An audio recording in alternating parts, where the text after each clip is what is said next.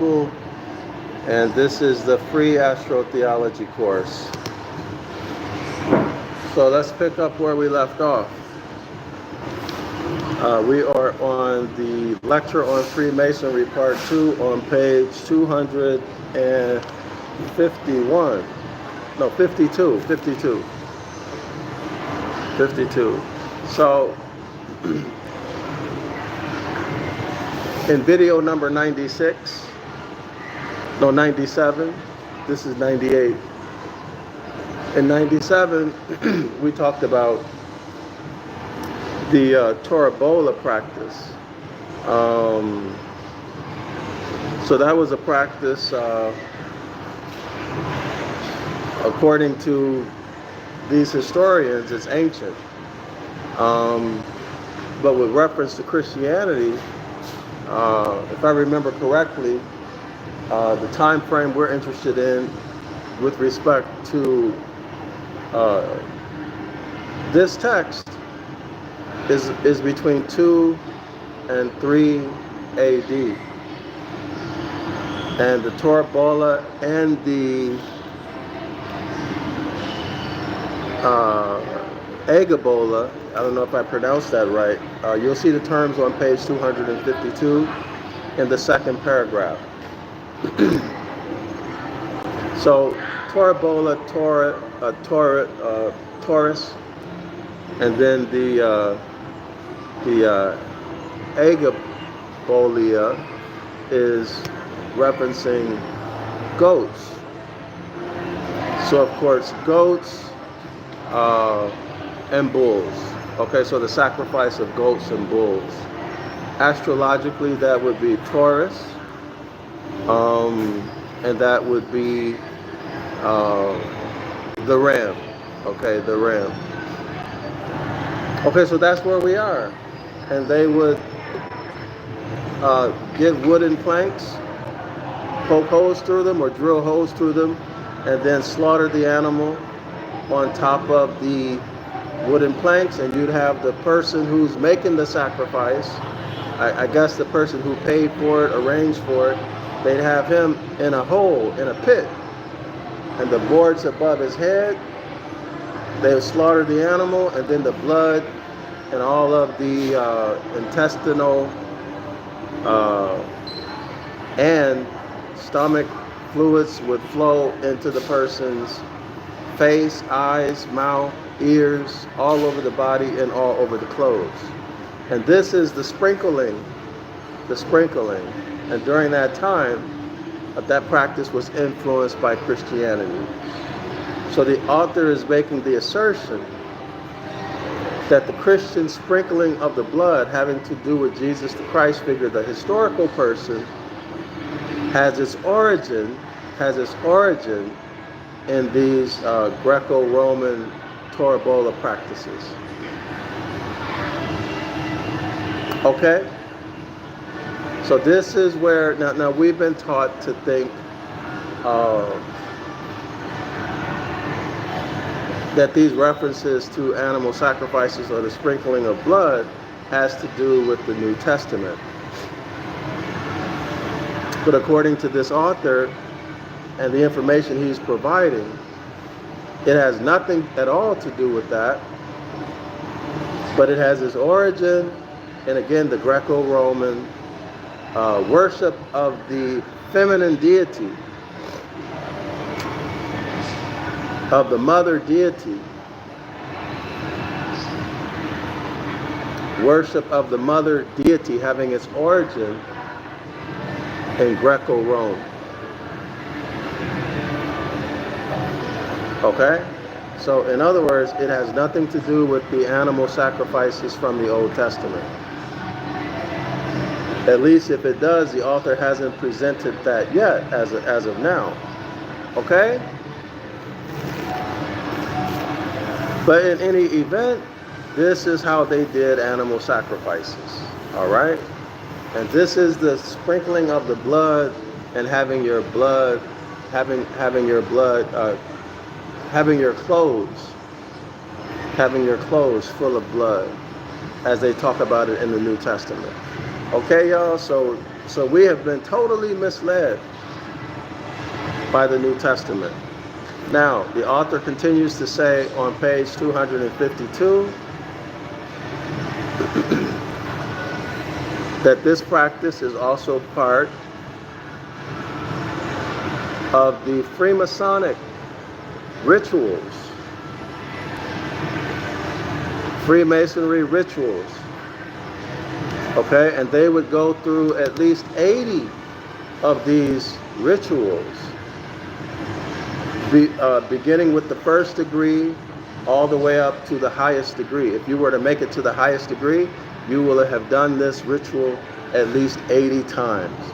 That means 80 times you step into that pit and there's a board placed over you with holes, and a bull or a ram, Aries or a ram, would be sacrificed, and its blood, its gastrointestinal enzymes and juices would be splattered all over your face, in your eyes, in your mouth, in your nose, in your ears.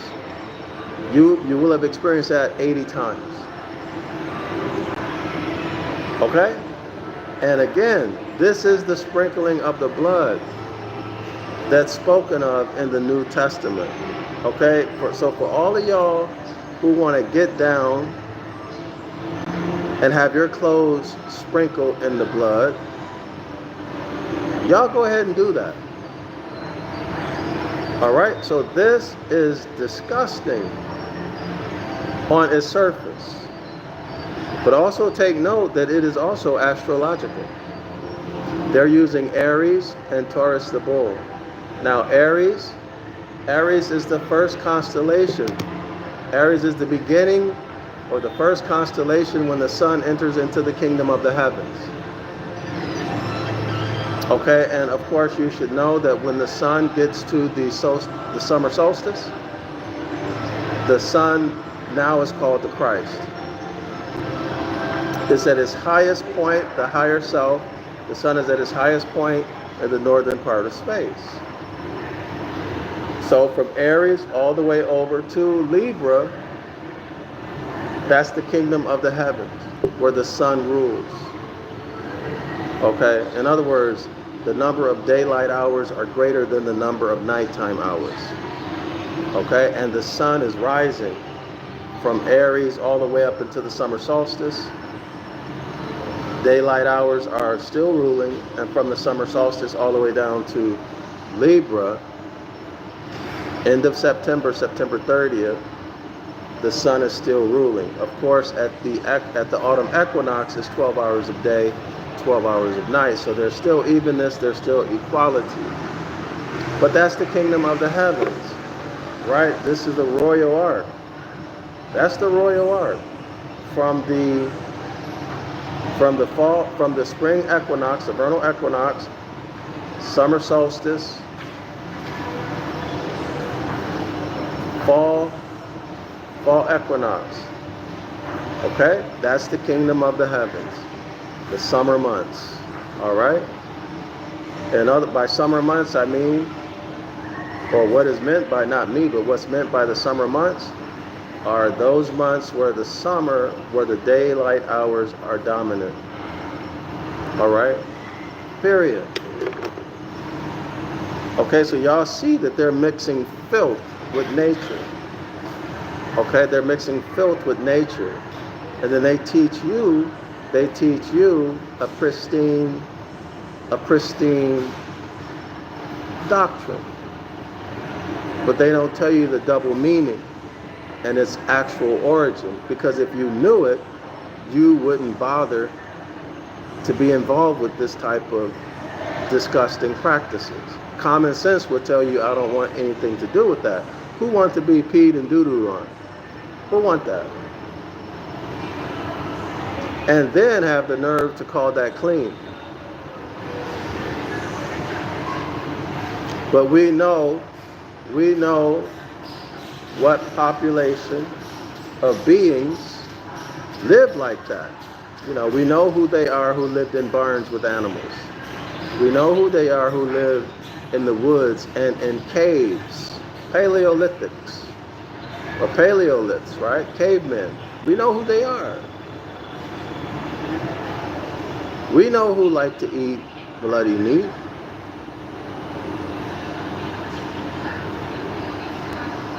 My question is, are you one of them? If you are not one of them, why are you trying to get down like them? Especially now that you know. So there's nothing cool about having blood sprinkled on your clothes. Unless it's the blood of the grape and you happen to spill some on you while you're drinking. Meaning grape juice or wine. But to kill an animal and to sit underneath the board and let the poop and the urine and the fall into your mouth, and ain't nothing clean about that. Anyway, let's continue. Page 252. 252. I'm going to start with the second. Oh, by the way, let's go back. Hold on. There's something else I want to bring to your attention. Go to page 251, the last paragraph down. Let's start at the top.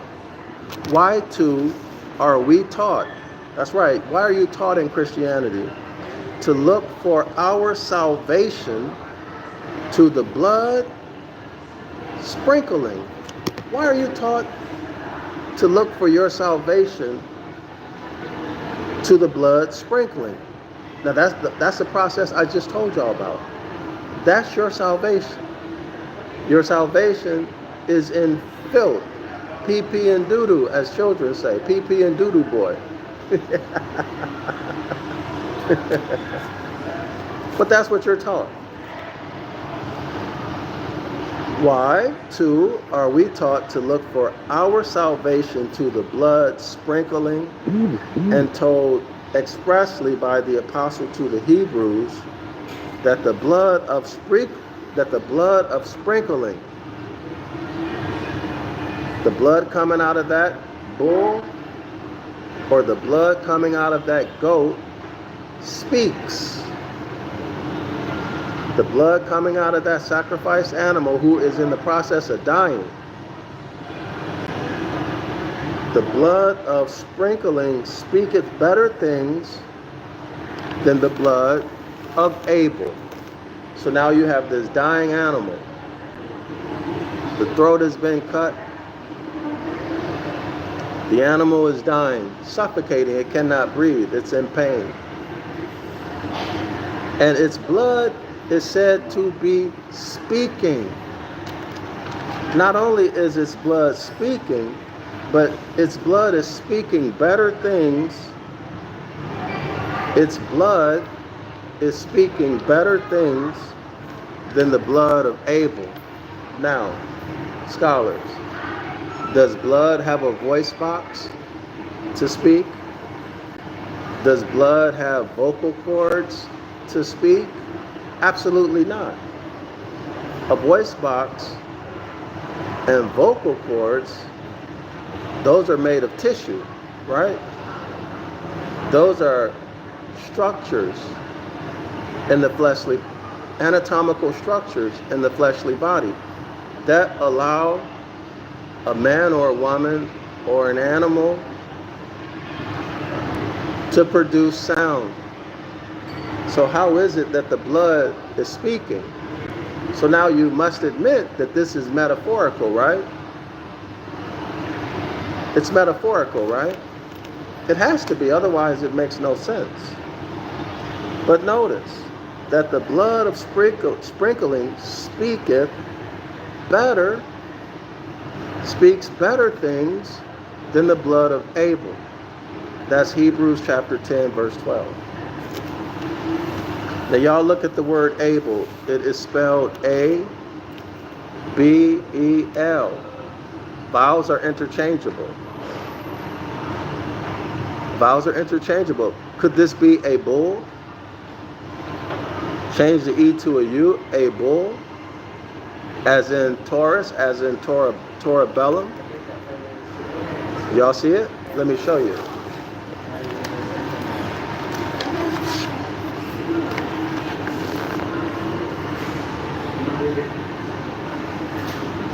Y'all see that? Abel, A-B-E-L. Replace the E with the U, you get a bull. A bull as in bull sacrifices, as in Torah bullim. Okay? Vowels are interchangeable.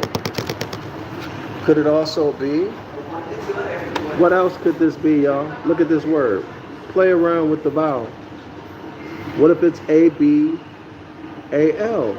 It's what? A ball. A ball. Baal. Baal. Or Baal, however you want to pronounce it. Again, a bull. The deity, the bull. Okay? So I'm trying to open your eyes so you can see the potentially encoded messages here.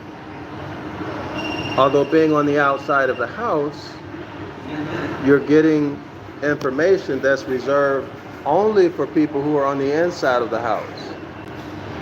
All right? And I'm simply using my knowledge of linguistics to show you this. Okay, so in other words, it's hidden in plain sight, and it's hidden from you through your ignorance. Through ignorance, okay? And I don't mean that in a bad way.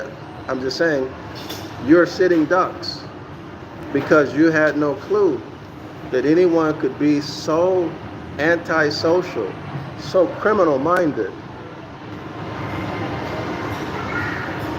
so terrible, so horrible, that they would do something like this, and that they would use language to put it right there in front of your face.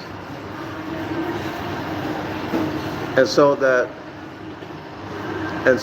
they would have the ability to say, well, it's right there. They should have taught themselves how to read. So I'm not responsible because it's right there. They're just too lazy or too stupid, too ignorant, too indifferent to go and teach themselves how to read, teach themselves grammar rules, teach themselves etymology, to just look beyond what they're told. Y'all see? So they reduce their karmic debt. And there's also a mechanism for them to teach the next or the ongoing generation of their own. Okay? So they're accomplishing many things. And they do it out of your ignorance and your indifference. Right? And your indifference, you think this doesn't matter. But this is how they're ruling you, through religion, through control of your mind.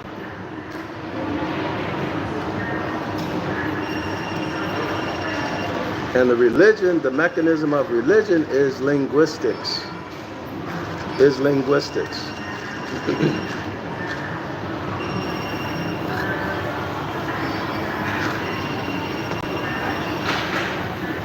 Why? Because your beliefs are based on books. Books are written.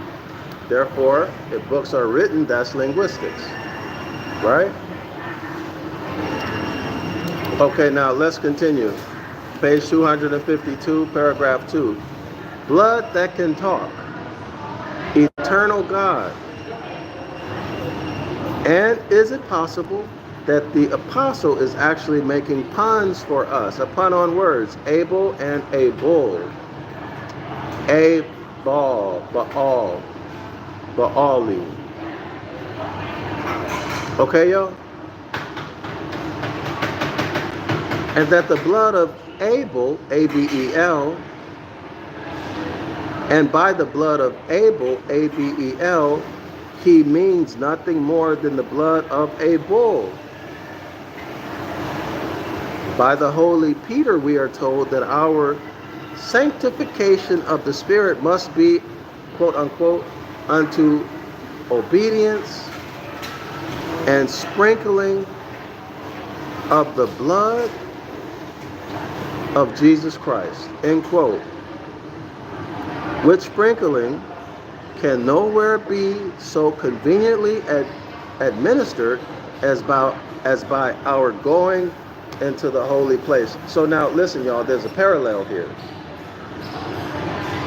So in Hebrews, in the New Testament, they're making a parallel. They're equating the value of Christ's blood, or relating the value of Christ's blood to the value of the bull's blood, of Abel's blood. Y'all see that? The implication being that Christ is a man and a bull is an animal, so that Christ's blood is worth much more than a bull's blood. Y'all see that? Let's continue. Now let's deal with this holy place. The holy place is the pit. So you make the sacrifice. You go stand in the hole in the pit with the boards above you with the holes drilled in it. You let them sacrifice the animal over you, the bull or the goat, and all of its blood and gastrointestinal juices flow out on you. Well, that pit is the holy place. And you imagine that the pit is the most holy room of the temple. That's what you imagine, right? But it's actually the pit in the ground where you get the sprinkling or the drenching in the blood and gastrointestinal juices of the animal that was sacrificed above your head. And our hearts are said to be cleansed. Y'all got that? Or washed, but sprinkled from an evil conscience. Y'all got that? Our hearts are not said to be cleansed or washed. So your heart is not cleansed, your heart is not washed, but what's the outcome? What's the outcome of this ritual? The author continues. What's the outcome of the ritual? That's what I'm getting at. But sprinkled from an evil conscience. Well, there you are. Your hearts are sprinkled from an evil conscience. Now, what does that mean? How can your heart be sprinkled from an evil conscience? It cannot be. So is there someone with the evil consciousness who's sprinkling your heart with blood? In that way, y'all see it? Yeah, you can be sprinkled from an evil consciousness. Somebody or something that has an evil conscience, has an evil conscience, evil consciousness. Yeah, it can sprinkle you. So they're sprinkling, so someone is sprinkling you who has an evil consciousness, sprinkling you with blood. Y'all see the point? Can y'all see that disposition? I mean, not disposition, but can y'all see the distinction? See, it's not possible for your heart to be sprinkled from an evil conscience. How? Sprinkled from an evil conscience. How does that work? If you can explain it to me, put it in the comment section. And afterwards, our bodies washed with pure water. As God Almighty knows, after such a nasty process, a little clean water must be very refreshing. Absolutely. Absolutely.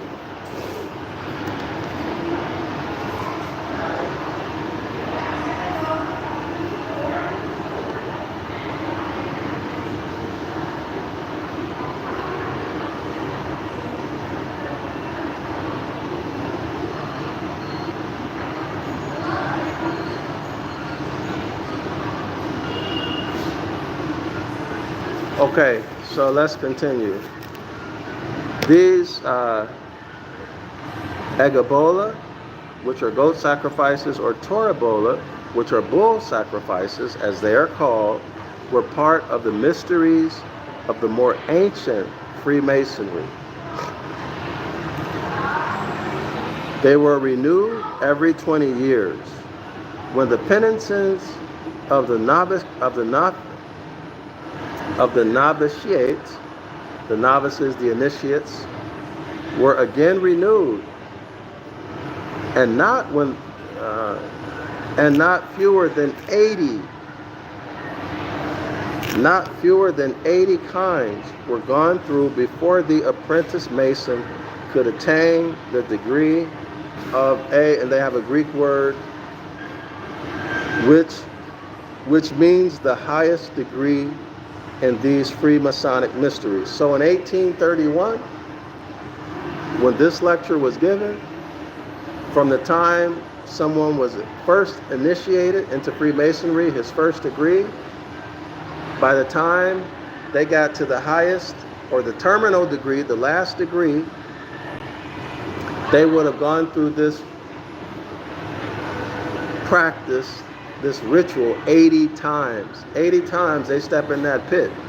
80 times they go into the holy place and they get animal dung and urine and gastrointestinal juice poured all over them, all in their eyes, in their mouth, all over their clothes. 80 times. You would think the first time they wouldn't want to do that again, right? Anyway, let's continue. I'm going to skip down to, I'm going to skip the next paragraph. We're going to go to the paragraph right under that. The 7 successive Christian emperors, from Constantine to Grecian.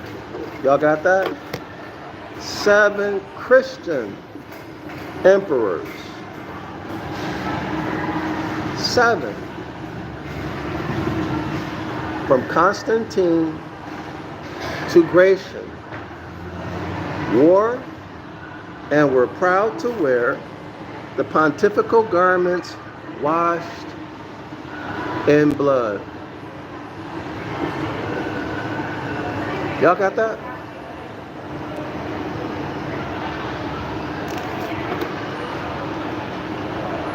The 7 emperors went through these same practices that are written about in the New Testament. And they were proud to have this urine, poop, and gastrointestinal juices all over their clothes. The Emperor Gratian, 383 years after our Annus Domini, that is, not till after middle of the 4th century, was the first Christian emperor who threw off the badges of paganism, or found out that there was as any such difference between paganism and Christianism, as that a man might not be both pagan and Christian at the same time.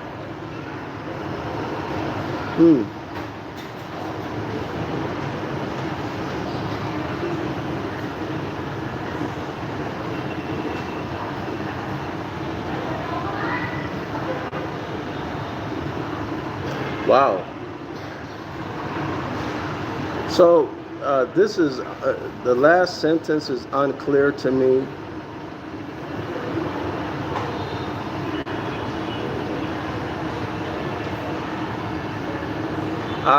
Okay. So what it appears to me that this sentence is saying is that it was Emperor Gratian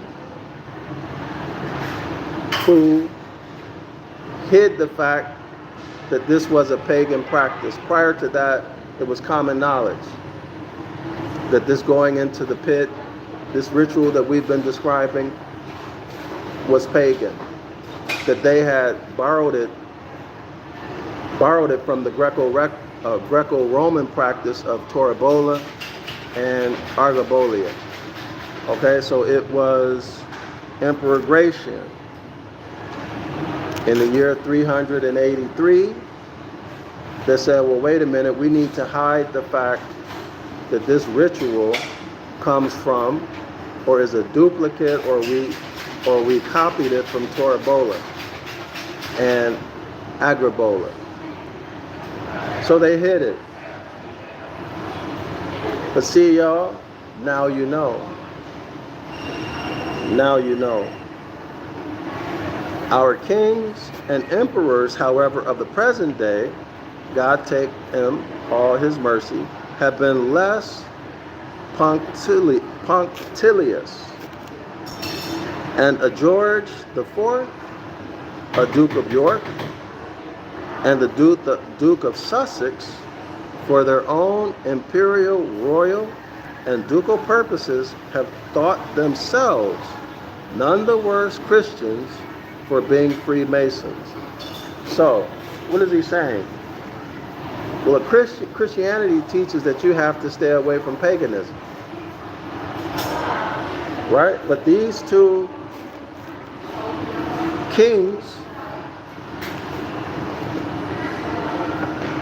well, one's a king and one's an emperor.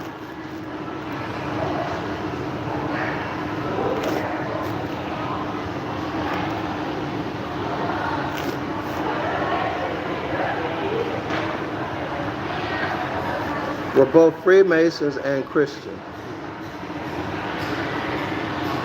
But Freemasonry, they don't care what religion you are, as long as you what? As long as you believe in God. Because they're the ones who are pushing religion. And it is religion that robs you. It is religion that puts you in a state of bondage. It's religion that makes you non-descendable. Why? Because it puts you squarely against nature. How? Look at Exodus chapter 20. Don't bring another power before my face. But here you are worshiping these external deities. Also, honor your mothers and your fathers. Honor your ancient foremothers and forefathers, so that it may go well with you in the land that I am giving you. So if you look up land, you're going to see that it just doesn't mean the dirt under your feet. It means much more than that. One of its meanings are nationality. If you are a Moor, M-O-O-R-S is synonymous with land. Nationality, nobility, noble titles that link you to the land, without which you are a stateless person, without which you are a bondman and a bondwoman subject to getting hit with bills of attainder and bills of pains and sufferings, and ain't nothing you can do about it. Ain't nothing you can do about it. And you've been misdirected into begging an external deity for help, when the real solution is to learn who you are.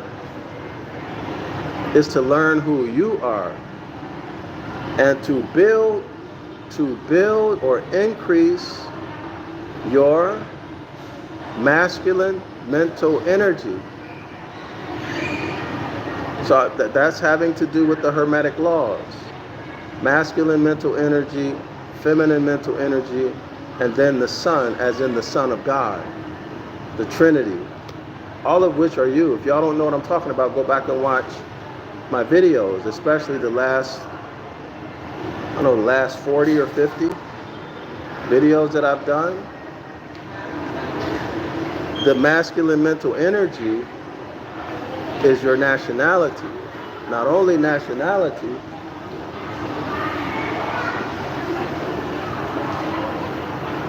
but those laws or the constitution of your family line, of your family. So a nation is a big family,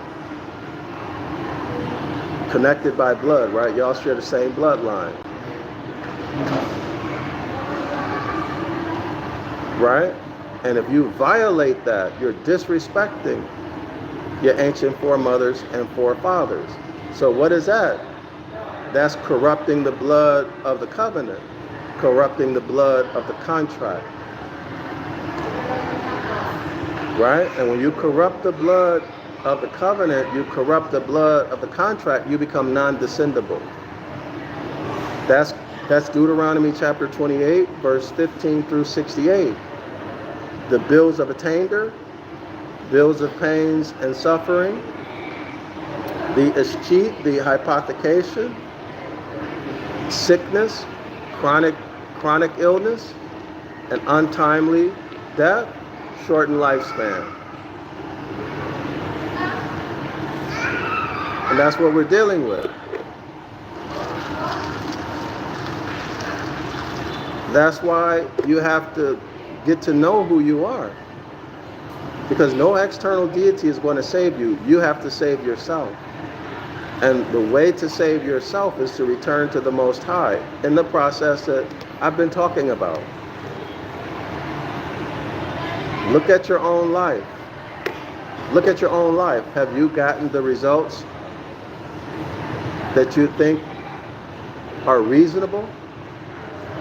Have you been saved by the deity? Be honest. Absolutely not. Absolutely not.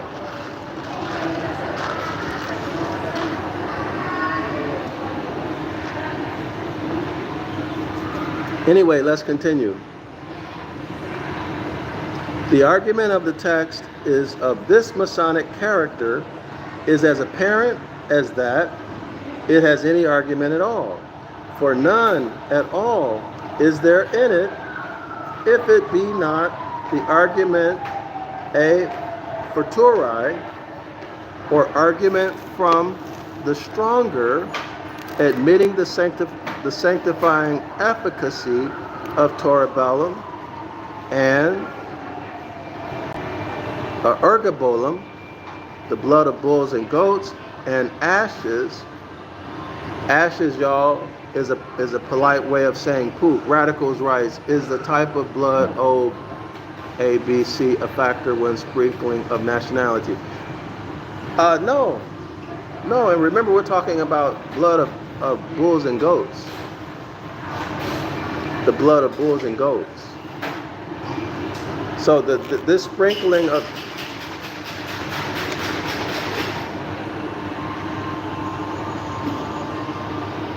I think I know what you're getting at. You'll hear a lot of Hebrew Israelites say that that Israelites have a specific blood type. Is that what you're getting at, radicals?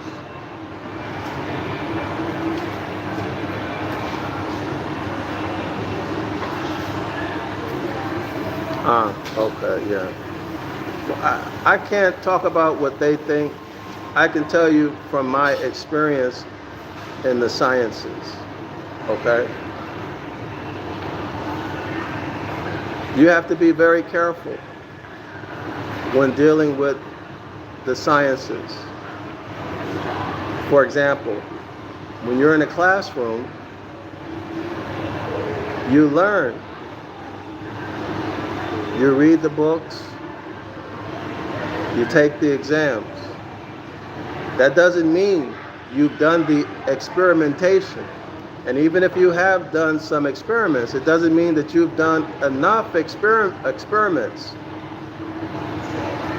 to make or draw a conclusion that the test result is valid over huge populations.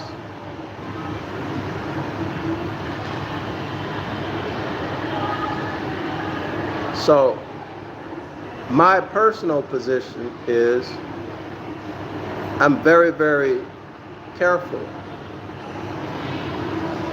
when I deal with science, because much of science is religion. It is religion.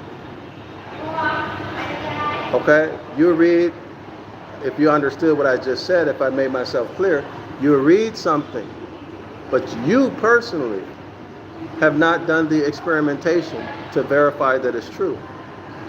It may be true in a small population of people over in the corner of some part of the world, or in some city, or in some neighborhood, but it may not be true over a large population of people. You don't know because you never did it.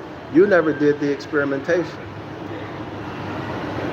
right? You don't know where they got the samples from. So this is trust and belief, no different than religion.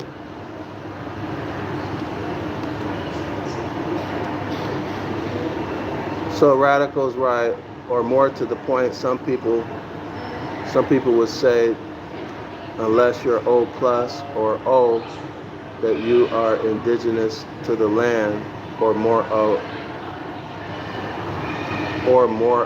a right to the land. Well, yeah, I've seen people say that, but I don't give it any weight. That's just my opinion, because that's based upon a lab test, and I wasn't there to do the research on a large population of people to know if that's true or not. Now I can read it in a book. I studied this, of course, in medical school. I can read it in a book, but I don't know if it's true because I never did the experiments, right? I never did the research. So all I know is what they wrote. But I have enough experience. I have enough experience to know that these people will write anything that they want you to believe. So my position is, unless I do it, I don't believe it. Will I consider it? Absolutely, I'll consider it. But I'm not going to exclude you or anybody else who may not fall under the parameters of, what you're writing here. You need to be O. No, I don't believe that. Do I understand the science? Yes. But I never did the experimentation. I only understand what I read. And I passed the test when I was tested on it. But that doesn't make it true. You have to have first-hand knowledge. That's why when you do research, it has to be, other researchers have to be able to rep or duplicate it and get the same results that you have or that you got. But you must remember, you and me, we're not a part of that. We're excluded from that. So me, I know the history. I know the character of the institutions and the researchers. Liars, birthright thieves, obsessed with power. So why am I going to believe anything that they say and then exclude people based upon what they say? But that's just me. I'm not saying anybody else should be. That's just how I think. Because remember the principle, divide and conquer.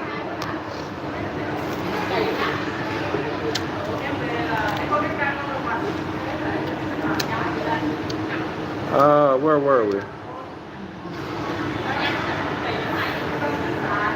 Okay. All right. So page 253. And the ashes, listen y'all, and the ashes, that is a modest word for excrement. So ashes is a modest or polite way of saying S-H-I-T, excrement. And the ashes or the shit of a heifer, sprinkling the unclean, to sanctify to the purification of the flesh, in order to prove the more purifying and higher efficacy of the blood of Christ when applied in the same way. Y'all hear that? Y'all hear that?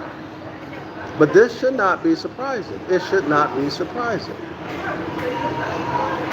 It should not be surprising when you understand the character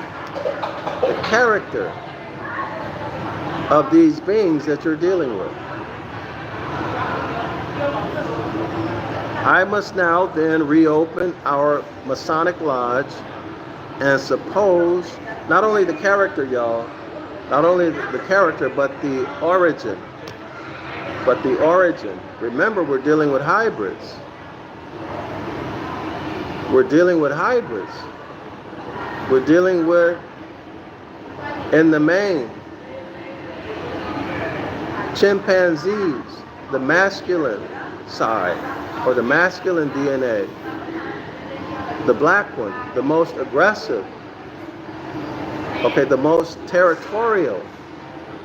And y'all know that animals are more concerned with objects than they are with relationships. In other words, they will fight over a bone or a banana. They'll fight over territory. Whereas a man or a woman, Genesis chapter 2, verse 7, will not. A man or a woman sprung from the soil is more interested in relationships. Yeah, that's the big difference in character. That is the big difference in character. Animal, y'all try this. Give your dog a bone and try to take it away from it. See what happens. Ask your son or daughter why they don't like going to school. And they'll tell you something like, well, my teacher doesn't like me. Or it'll have something to do with relationships. Y'all know who talks about this? Dr. Joy, what is her name? Joy DeGrusse. She popularized the post-traumatic stress syndrome for slaves, or something like that, or former slaves. She talks about how our people are more interested in relationships. And she's right on the money. Radical's right. Very good point, brother. Thank you. It's my pleasure. My pleasure. Where are we? Okay. So let's get back to it, y'all. I must now then reopen our Masonic Lodge and suppose the proofs admitted, whereby I have already proved the terms Christian, Jews, Israelites, and Hebrews are not names of communities. Now, I've been saying this for years, that Jews, this has nothing to do with with the nation. Israelites have nothing to do with the nation. And Hebrews have nothing to do with a nation. I've been telling people for years that Jews is a religion. That Israelites, Isis, Ra, and El, these are a compounded word. Compounded from the names of deities. Isis, Ra, and El. Okay, and Hebrews, of course, that's supposed to be from Eber.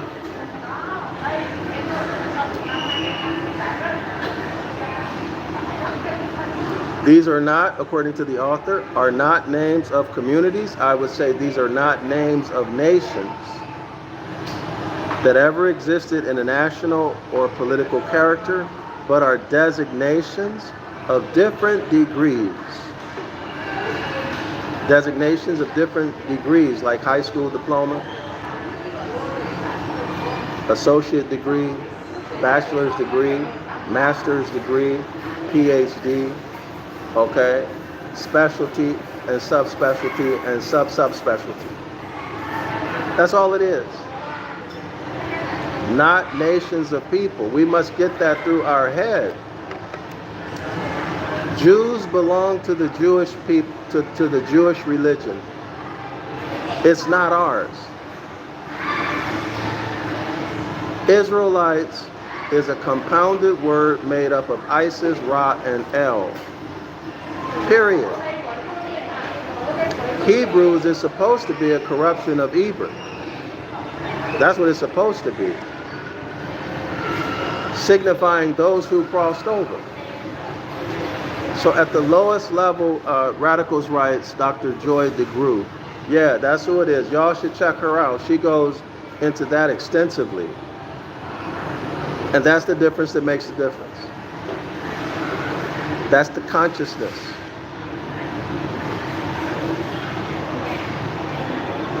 Those who, at its most basic or element, no, how do I want to say this? At the lowest level of understanding, those who crossed over a river or crossed over something physical, at its most truthful meaning, those who crossed over, meaning thought, the Hermetic laws, the first of the Hermetic laws, mind, all is mind. The mind functions through what, y'all? It has to be through thought. How do we know? Because as above, so below. Right? As above, so below. So those who crossed over from the unseen, say the 7 Hermetic principles, the most fundamental level of all things, from which everything physical and conscious is made. Mind, all is mind. Mind, thought. Those who crossed over from thought and made manifest or manifest themselves from the land. Those who crossed over. But nobody's going to tell you that. I'm telling you. Well, actually, I've been telling you that.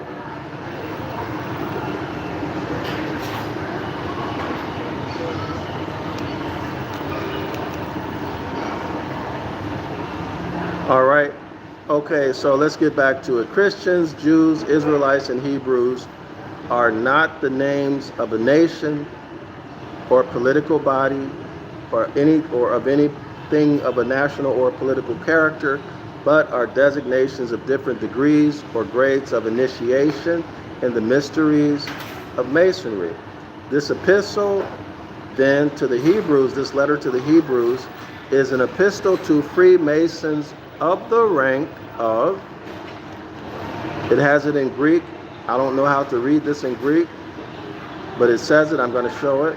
That is, of those who had passed over or passed through, as the name literally signifies, passed over the middle wall of partition between Jews and Gentiles, and were therefore admitted to a far different understanding of the mysteries of the craft from that which does well and well enough for the bearded babies and sucklings of the gospel. So the author has just but just told us that there's one meaning for the lower level of Freemasons.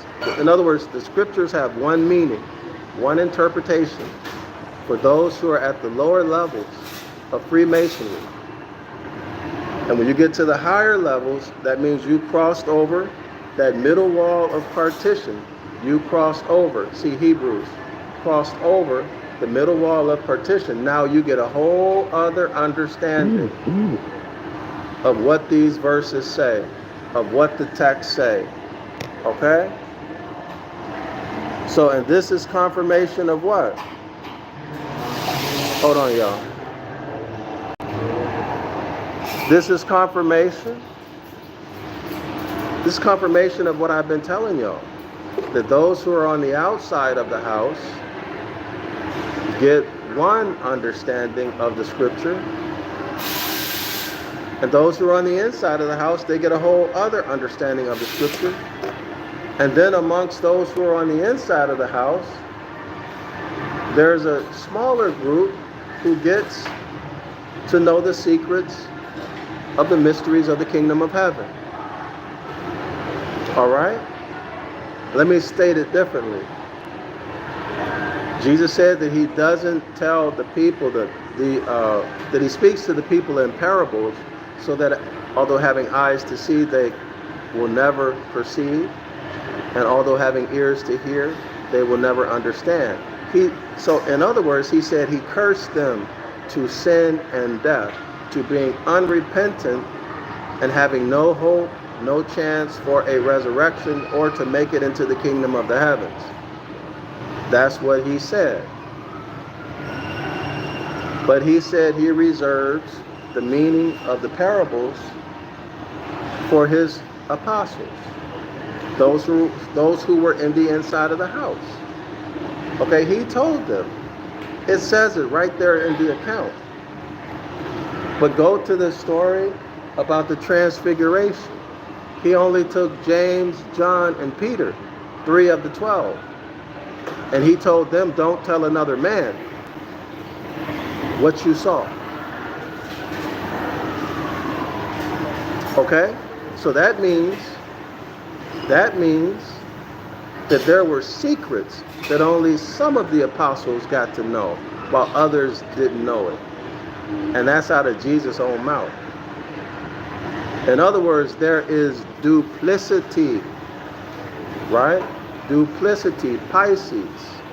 That's why Christianity is represented as the fish Pisces, 2 fish. Duplicity. All right? Now, you thought Jesus was your friend, and he holding back information from you.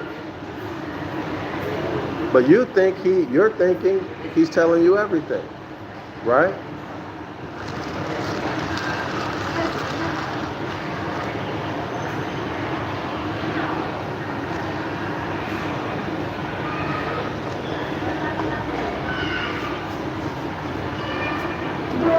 So let me show y'all this.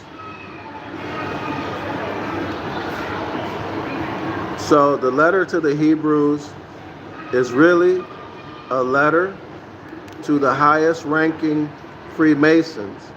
The highest ranking Freemasons are those who passed over or those who passed through that middle wall of partition between the Jews, that's a religion, and the Gentiles, that's the Goyim.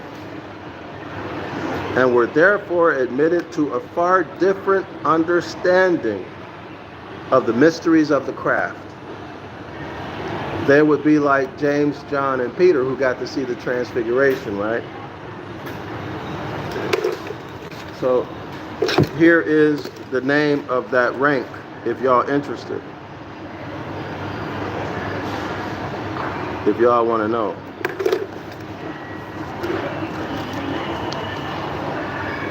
So there it is right there.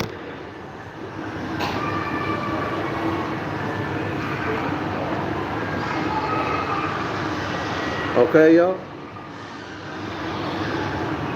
Y'all can check that out. This is page 253. 253. So it continues.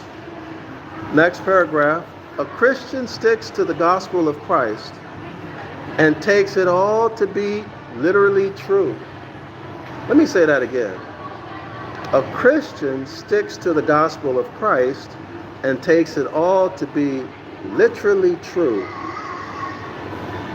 which is well for him, for as the quote-unquote thrice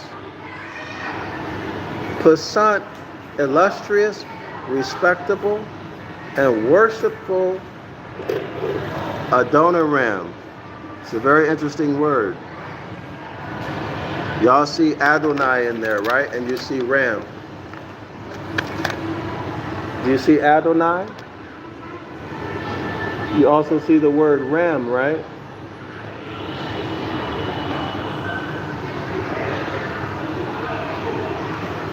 Adonai Ram.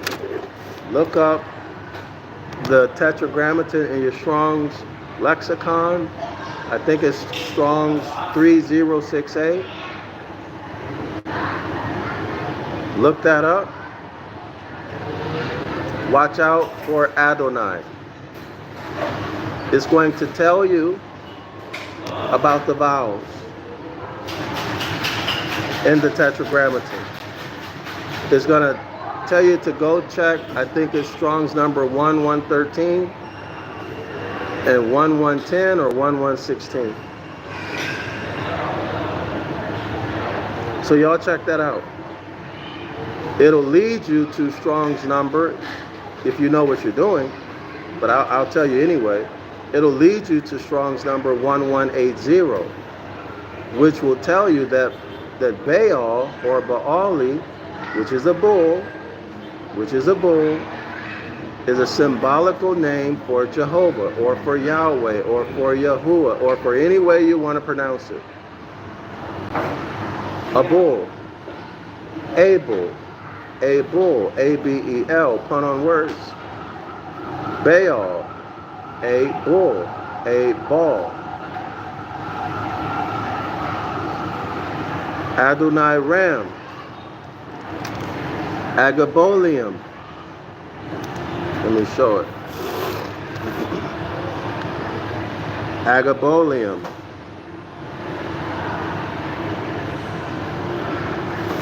Adonai Ram, Agabolia, Ram. See how you're getting played? Do you see how your lack of understanding of linguistics, they're making you pay for it? Y'all see that? Do you see the mechanism of your oppression? All right. Adonai Ram.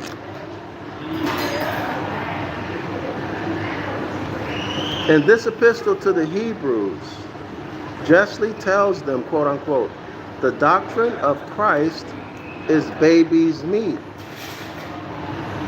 It is mere meat and lollipop for the nursery. As he tells the lodge at Corinth, who, Paul, quote, I have fed you with milk and not with meat, for hitherto ye were not able to bear it, neither yet now are you able, end quote. But as the fellow craft masons, that is the Hebrews. So now we're getting back to the Hebrews, y'all. The corruption of Eber, and it's not with the E, it's with an I. There are no vowels in the Ancient Ibaryath, no vowels in the Ancient Phoenician. That is, in the Hebrews, were more advanced. He addresses them in the 6th chapter of the Hebrews. Okay, so now Paul is addressing those who had the Hebrew degree in the 6th chapter of Hebrews, or the P-rates, P-E-R-A-T-E, or past overs, P-A-S-T-O-V-E-R-S, quote unquote, holy brethren. Holy brethren. See, holy, remember the holy pit? Y'all remember that? The holy place, holy brethren.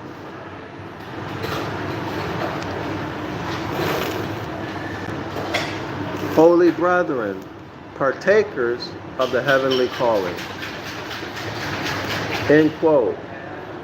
Notice this. Leaving the doctrine of Christ and all such like milk and water stuff for fools, let us go on to perfection. See, that's another Masonic word, perfection.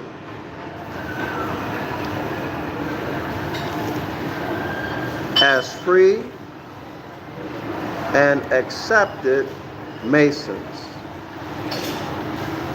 As free and accepted Masons. Masonic words. Quote unquote, to the praise and glory of his grace, wherein he hath made us acceptable in the blood. That's That's coming from 1 Ephesians 4. Okay? That looks strange. There is no 1 Ephesians. Hold on. So I always wonder if these are typos or encoded messages.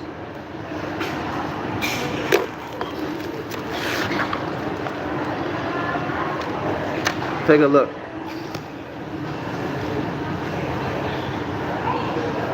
Y'all see that 1 Ephesians? Or does he mean Ephesians chapter 1 verse 4? The citation is weird. Y'all see that? So we have to pay attention to every little detail, right?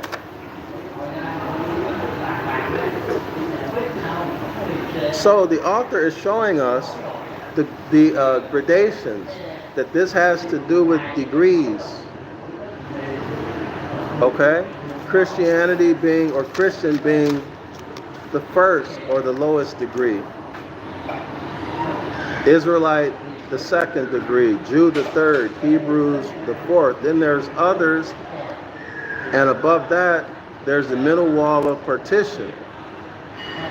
Okay, so once you pass over that middle wall of partition, you have been admitted within the veil. The next degree is Hebrew of the Hebrews, martyrs, autops, prophets, saints, apostles, and then at the top, chief cornerstone, which is Jesus Christ. Now, this is in 1831. You'll find that information on page 249. All right? So let's keep it moving. As all the other letters in the New Testament called the Epistle of Paul, the Apostle to the Romans, Corinthians, Ephesians, Colossians, Thessalonians, etc., are epistles or letters to different lodges of Freemasons, which were established in Rome, Corinth, Ephesus, etc., and had been established for years before our date of the Christian era. Y'all got that? These letters were written, according to the author, to lodges, Masonic lodges, in these cities, in Rome, in Corinth, in Ephesus. Not to you. They were not written to you. They were written to lodges of Freemasons in Rome, in Corinth, in Ephesus, in Thessalonica, etc. And there are certain texts that were written to people who had the various grades. Okay? Only people who had achieved the highest level of the degrees in Freemasonry could understand the whole text. Okay? The Christians would only understand what a Christian had knowledge to understand. A Jew would understand only what a Jew had knowledge to understand. But those who had achieved the highest level, they could understand the whole letter. Okay, y'all? As all the other epistles in the New Testament called the Epistle of Paul, the Apostle to the Romans, Corinthians, Ephesians, Colossians, Thessalonians, etc., are epistles to different lodges of Freemasonry, which were established in Rome, Corinth, Ephesus, etc., and had been established for ages, before our date of the Christian era. In other words, these lodges of Freemasonry existed long before Jesus the Christ figure was allegedly born.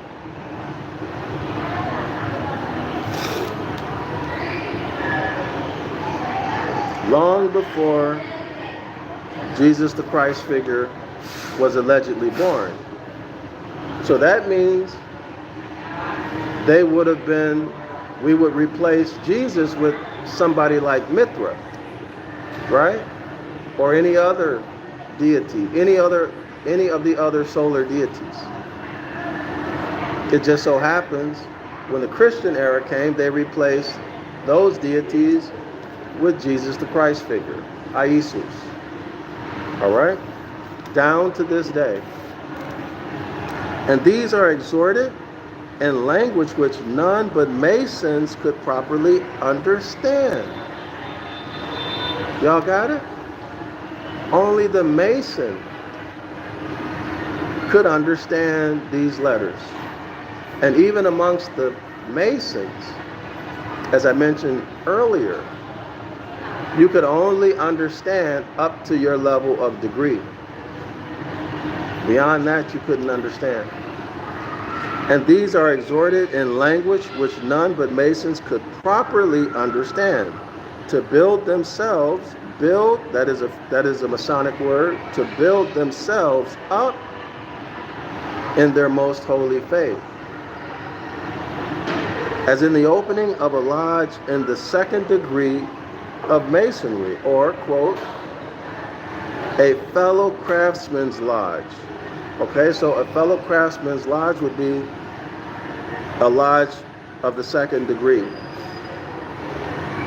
After the due knocks and sigus and assurance, so you got your passwords, right? The secret password knock, etc. Given to the worshipful master that the lodge is properly tiled. So y'all remember that, the lodge is properly tiled. The worshipful master calls out, quote, brother to order, as Masons in the second degree. Brother, junior warden, are you a fellow craft Freemason? Now this is the password stuff, y'all. The junior warden answers, I am. Try me, prove me. Y'all see that? Try me, prove me. What is this? What is this? Full faith and credit. Right? Full faith and credit. So he's saying, ask me some questions. I'll demonstrate it for you. And then after I demonstrate it, you can decide if I'm credible or not. And if I'm credible, you can rely on what I said is true. If you determine that I'm not credible, then don't rely on what I said. Y'all see it? Full faith and credit. The junior warden answers, I am. Try me, prove me. And you Christians and Hebrew Israelites and you Muslims, y'all should have the same mindset when you talk about your religion. Okay? You should tell your pastor, your imam, your general, okay, show me some evidence that everything that you've been talking about all these years is true. Show me the evidence. Okay? That should be your state of mind. Demand full faith and credit. I'm sorry, demand evidence. Demand evidence before you give full faith and credit. So the worshipful master says, quote, by what instrument and architecture will you be proved? The junior warden answers, by the square. Worshipful master, what is the square? Junior warden, an angle of 90 degrees, forming the fourth part of a circle. To which the worshipful master answers, quote, since you are so well informed yourself, and an end quote, and it goes on and on and on. So wonderful information you see. It is for a Freemason to know what a square is. So y'all, the author is saying that at one time, Freemasons, they hid this. They hid geometry, they hid algebra, etc. They hid architecture, all of these sciences. They hid it. Since you are so well informed yourself, you will prove the brethren present to be Freemasons by threefold signs, and demonstrate that proof to be correct by copying their example. So y'all see proof, not belief, proof. Demand these religious leaders to show you proof before you give full faith and credit. In fact, take back your full faith and credit until you have proof. Okay? Until you have proof that what they're saying is true. But I hope by now you've seen enough evidence from this author and other authors that I presented to you, where you see that they are credible, more credible than your religious leaders. Anyway, let's continue. So proof and demonstration, right? Proof and demonstration.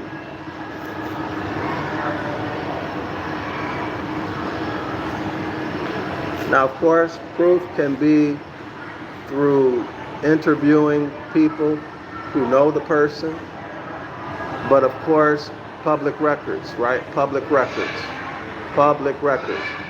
And in the Constitution for the United States of North America, these public records have to be honored.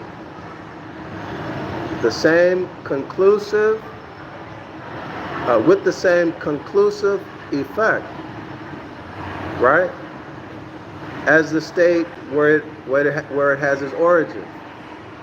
So that record is good in all of the states. They all have to honor it. Y'all see what I mean? So you got to put it on the public record, and you should rely on the public record, okay?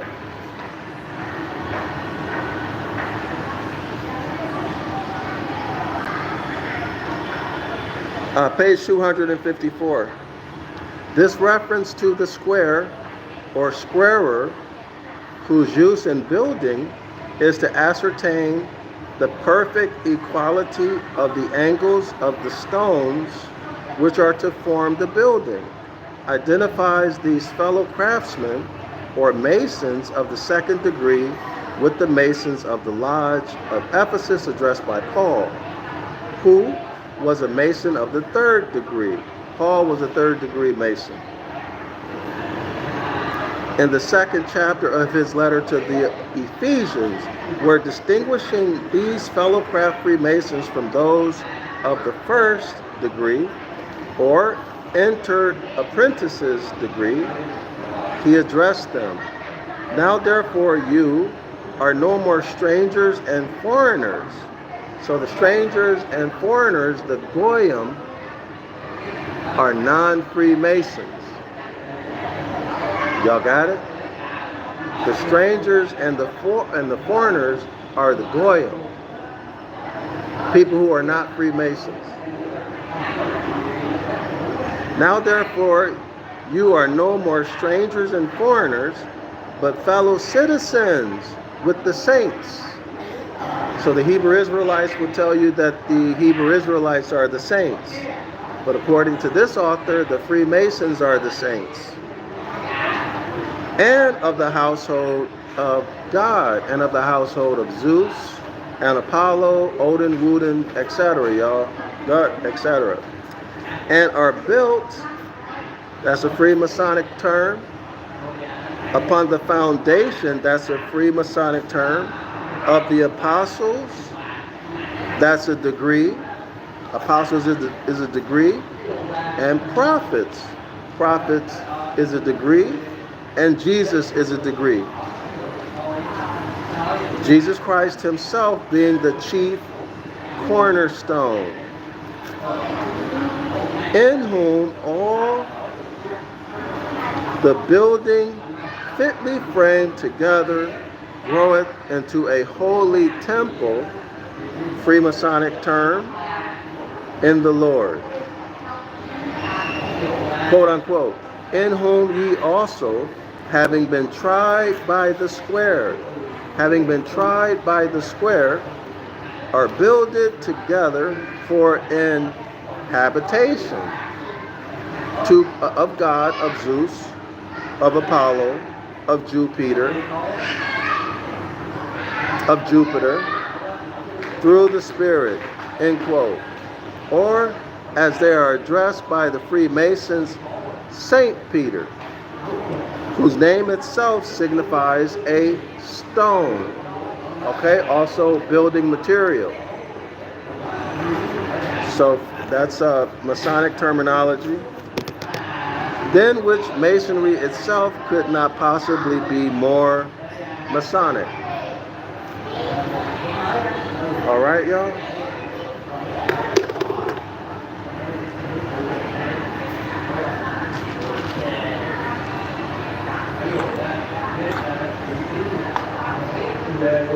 And y'all should know that Jesus, the Christ figure, is not a carpenter. He was actually a mason. When you look into the etymology of the word, he was a mason. Okay, in other words, a builder with stone. Okay, but they hid that from you. They hid it from you because it would be obvious that you're dealing with secret societies. Okay, in other words, they played you. All right, now, they also played you in this verse. Now, therefore, ye are no longer strangers and foreigners. You thought that that was talking about the ancient Israelites, right? Non-Israelites. That's what y'all thought, right? The Canaanites, the Hittites, the Amorites, right? That's what y'all thought. Unbeknownst to you, that they're talking about anybody who's not a Freemason, having nothing to do with nationality at all. Nothing to do with nationality. Okay? And are built upon the foundation of the apostles, built upon the foundations of the degrees. And those having the higher degrees teaching those who have the lower degrees. Keeping the house standing from one generation to the next through the transfer of knowledge, through the degrees. Y'all see it? Built upon the foundation. The foundation is the transfer of knowledge. Okay, the transfer of knowledge from the first degree to the last. The transfer of knowledge is coming from the higher degrees to the lower. Okay, without that foundation, there can be no organization. In other words, that's his knowledge base. The foundation of Freemasonry is his knowledge base. Upon the foundation of the apostles and prophets and Jesus Christ, who is what, y'all? The cornerstone, chief cornerstone. So go back to page 249. You'll see that those degrees above or that passed over the middle wall of partition, that's where you'll see what? The prophets, the saints, the apostles, and the chief cornerstone, Jesus. Just go back and look at page 249. All right? Ye are also, as lively stones, are built upon a spiritual house. Spiritual meaning metaphorical. Okay? It means it's abstract, exists only in your mind. It has nothing to do with the God. Let me repeat that. Spiritual has nothing to do with a God. It only means it is abstract. It only exists in the mind. It's a mental construct. It has nothing to do with the God. Get that thought out of your mind. Ye are also as lively stones are built upon a spiritual house. In other words, it's built on abstracts. It's built on things that only exist in your mind. They don't exist in the real world. I hope y'all get that. I hope you get it. There's no God involved in this. It is simply mental constructs.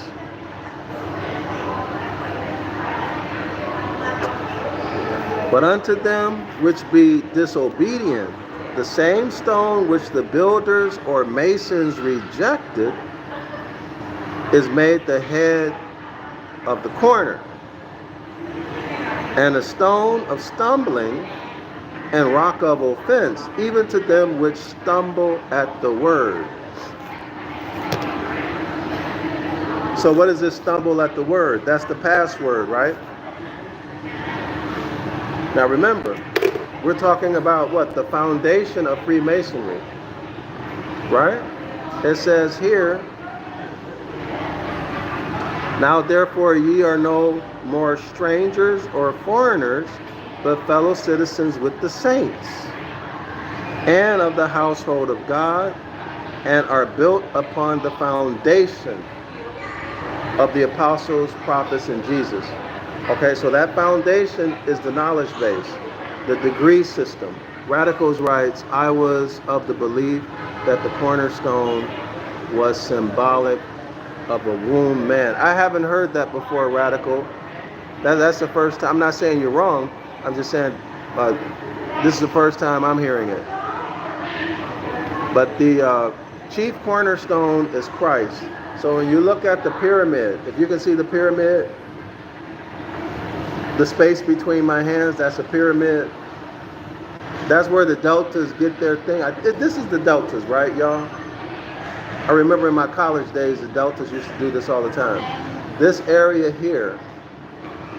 So if you can imagine a line going through here, if you cut the top off the pyramid, you get a little small pyramid.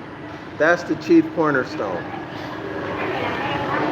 Okay, that's the chief cornerstone. So here's the pyramid. Okay, y'all see that? If you cut that top off, you get a small pyramid. Right? That's the chief cornerstone. Now, imagine a sun. Take a look. Imagine a sun right over the top, right over the point of the pyramid. Imagine the sun. Can y'all imagine that? See the sun right over the point of the pyramid? Now imagine that the pyramid, imagine my fingers are clouds. My fingers are clouds. See that? And now there's a sun right here. And this pyramid is formed from the light of the sun. And the sun is an eye. Y'all know the all-seeing eye, right? Y'all know the all-seeing eye right over the pyramid? So that's the natural phenomena. That's the origin of a pyramid. It's the sun shining its light or giving its light passing through the clouds, and it forms a pyramid. Okay? It forms a pyramid. This is the origin of the pyramid. I have a community post. I put an image. Y'all can see it if y'all want to take a look at it. But that's where the concept of the pyramid comes from. That's where the chief cornerstone comes from. Okay?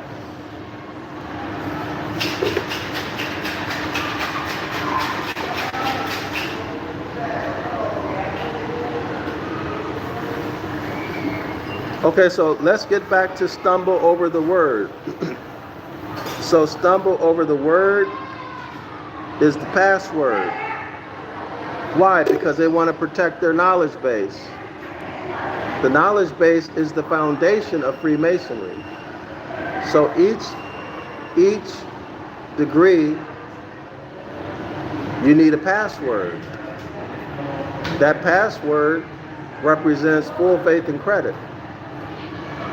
Right? If you know the password, you can get in.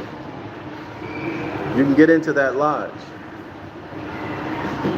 In other words, if you're a Christian, you got the password for the Christian degree. But if you try to go into another lodge and you don't know the password, they're going to reject you. They'll throw you out. Okay? Because you're not entitled to that knowledge. So let's continue. Stumble at what word? In the name of God, in the name of Apollo, in the name of Isus, in the name of Jupiter and Jupiter, the great architect. What word could that be but the password?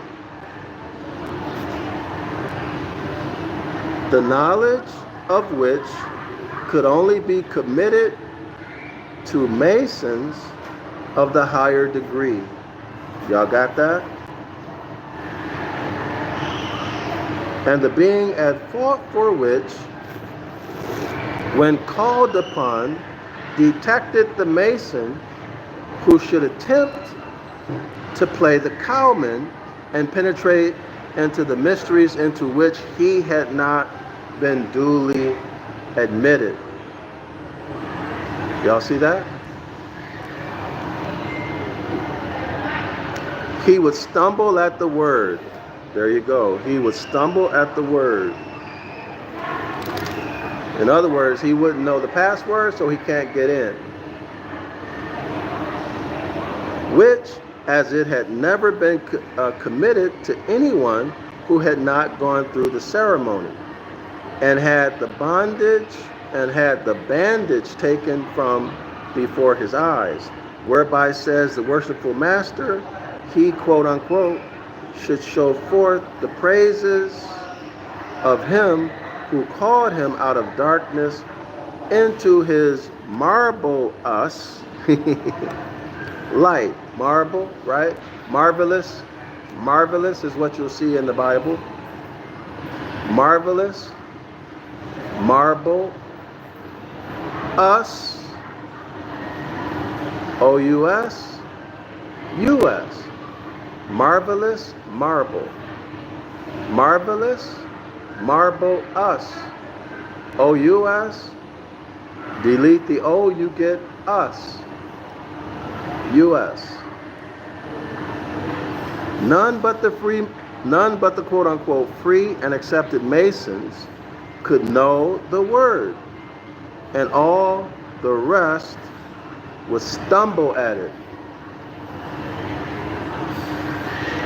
You don't know the password? No, get out of here. You can't get in. Right? You're not entitled to this knowledge.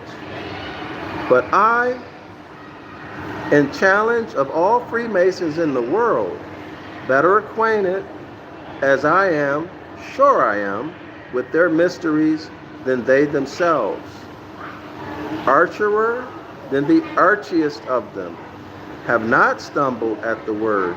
I have discovered the great secret. Y'all got that? The author claims he discovered the great secret.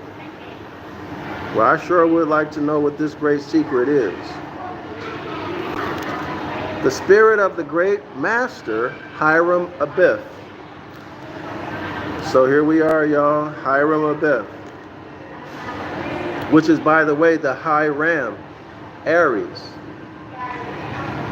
So the high ram, the immortal widow's son, hath led me to the center, from which point no master mason can err. And of those genuine secrets of a master mason lost by the untimely death of Hiram Abiff. Yeah, they mugged him, right? And admitted to be lost in every lodge of Freemasons in the world, I can say, Eureka, I have found thee. So he's saying he found this lost knowledge. I have drank the blood of the everlasting covenant and the life of the Lord Jesus Christ flows in these veins. So Hiram Abiff, y'all. Hiram Abiff is you and I. Once we wake up from our civil death. Okay? Once we wake up, or in other words, once we become competent as to who we are, competent enough to take back our birthright. Hiram Abiff has risen from his shallow grave.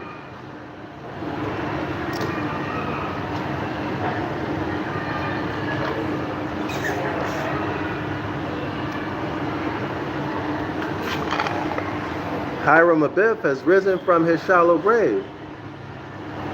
And when Hiram Abiff has demonstrated by proof of what Hiram Abiff speaks and his actions. So the proof in word and demonstration. The proof in word, demonstration, and lifestyle, nationalization. Then those Freemasons must assist Hiram Abiff. I'm going to repeat it. Once you demonstrate competence according to our treaty, the Treaty of Peace and Friendship between the Moroccan Empire and the United States for North America, once you demonstrate competence, you can then get back your birthright, right?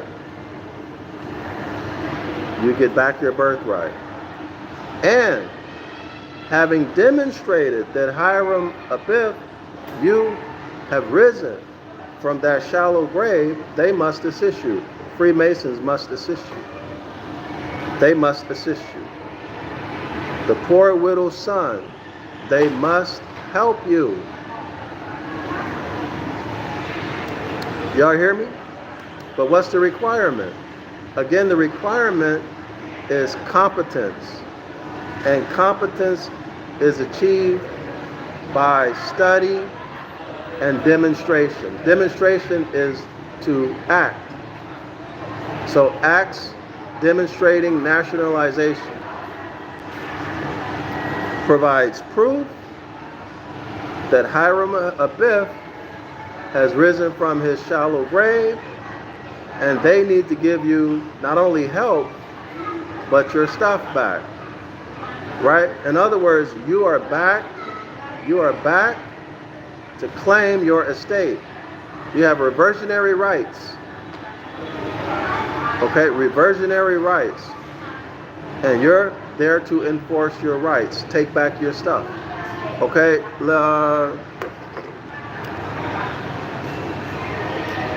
So Mario writes, where is that these so-called Christians get to love? Okay. So clarify your question, otherwise this looks like a troll comment. I don't understand, Mario. So clarify it.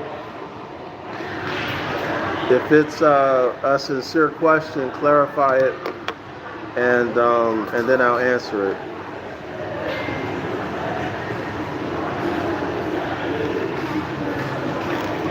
Okay, so back to page 255. Abest, o pruko abest profani. Be far hence, O ye profane. Brother Junior Warden, that's a rank, that's a degree actually, y'all. Junior Warden is a degree. See that these lodges be properly tiled. Let not the Thracians tear their orifice. Let not the wicked approach to hurt me. Let not Shurira of the cave again assault the sacred person of Hiram Abiff. Hey y'all, so that's something to do some research on. Who is this EHYROH of the cave? Now, what do we learn? Listen to this, y'all. Listen. Shurairo of the cave. So cave, that's the Paleolith, right? That's the hybrid. They were living in caves. The hybrids, the Han Uman, the humans, lived in caves. This is the Neanderthal, this is the caveman. Let not Shuro of the cave, let not the Paleolith, let not the hybrid, let not Han Uman, let not the human, let not the monster, let not the colorable man, let not the Paleolith again assault the sacred person of Hiram Abib, the sacred person of the Moor. Let not the Genesis chapter 1 hybrid creature created by the Elohim, created by Moors in a lab using scientific or genetic processes, assault the God, the Lord of the land. The thought made manifest, the Hebrew thought made manifest from the land. Let not the hybrid assault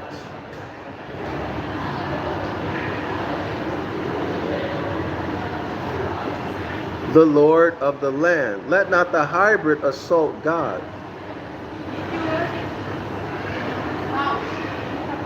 The immortal widow's son. Isn't that interesting?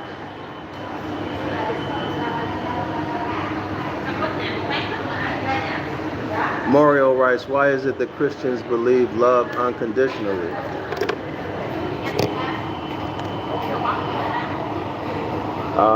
Radicals writes, Hiram Abib was raised by the tiger's handshake.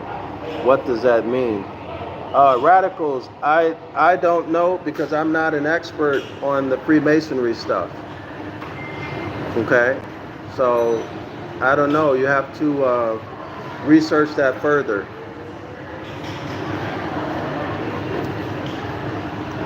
And why do Christians, well, you think about it, Mario, think about it.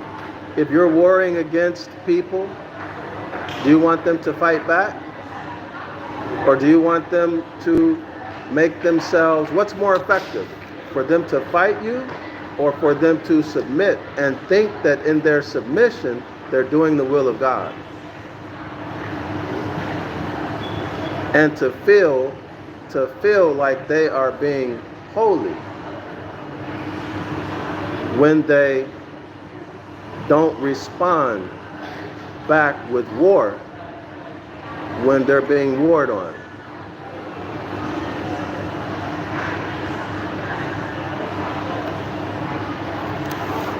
Okay, yo?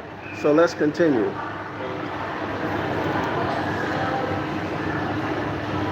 Let not the Christians, again in my person, crucify the Son of God afresh and put him to open shame. And then Masons of the higher orders, quote unquote, to you it shall be given to know the mysteries of the kingdom of heaven. Right? That's the inner house and the outer house, the duplicity that I spoke about earlier. But this is also interesting.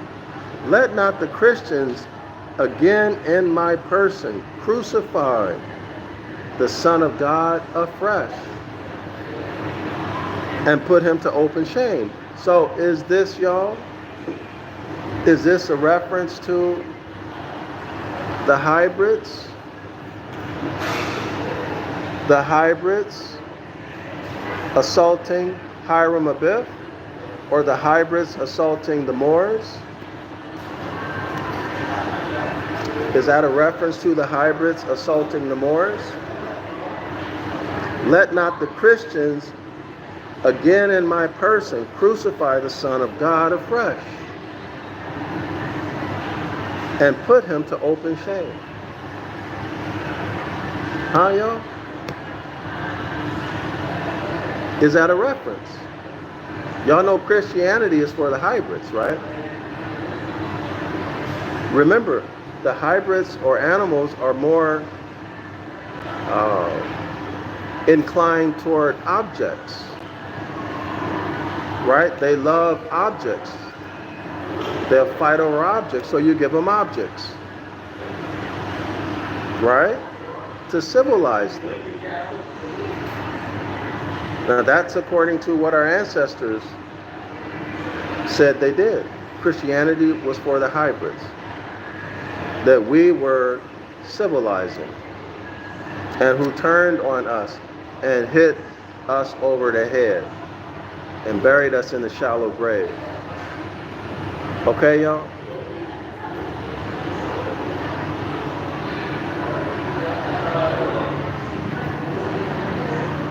But anyway, let's continue.